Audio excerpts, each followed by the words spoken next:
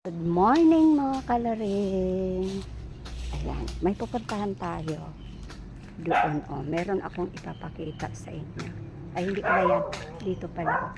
Ayan, may ipapakita ako sa inyo. Tingnan nyo ha. Welcome to Laro Sidros channel. Ay mga kalaring, good morning. Ngayon ay November 28, 2025 ng umaga. Ngayon gusto ko lang ipakita sa inyo itong halaman na ito. Ito ay kahapon, lahat ng halamang ito ay ganito pa yung dahon. Yan, ganyan. Pero may bawas na yung iba. Ayan, so ganyan na siya ngayong umaga. Pero kahapon ganito pa siya. Ngayon ganito na siya, ayan. Sino kaya ang salarin na nag-ubos nito? Hinahanap ko hindi ko makita. Hindi ko talaga makita kung nasaan. Ayan. So, wala talaga akong makitang dahilan bakit ito nakalbo. Tingnan natin kung anong nasa ilalim. Wala naman akong nakita. Uy, ayun. Ayun maliliit. Ayun, nakita nyo? Ayan, ito siguro ang nagpakalbo. Ayan Ayun sila Ito yata yung tilas.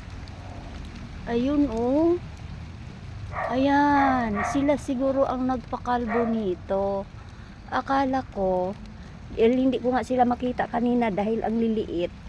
Wala akong makitang, usually kasi na tilas nakikita ako malalaki. Ngayon, nakita ko ngayon ko lang nakita bakit ka ako parang may mga mahaba-haba dyan. Yun pala, ayun na yun, mga baby na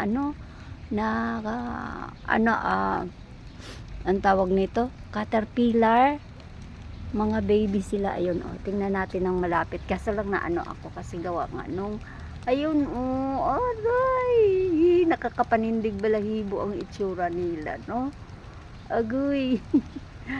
So yan, sila pala ang dahilan. Ayun kumakain sila pala ang dahilan bakit ito kahapon kasi buo pa yan yung mga ganyan.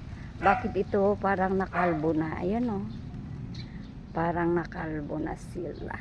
Sila pala yung dahilan. Ayan. Pero dito sa iba pa, hindi ko makikita. Dito lang sa isang portion. Ayan Ayan, nagtipon sila. Tapos dito, nagtipon. Ayan, kumakain na sila.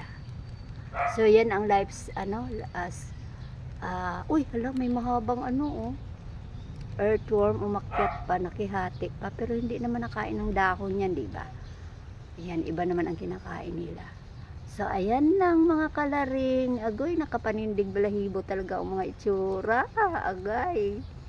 Ayan mga baby pa talaga sila. Ayan lang. Thanks for watching. And don't forget to subscribe. Laro Sidros.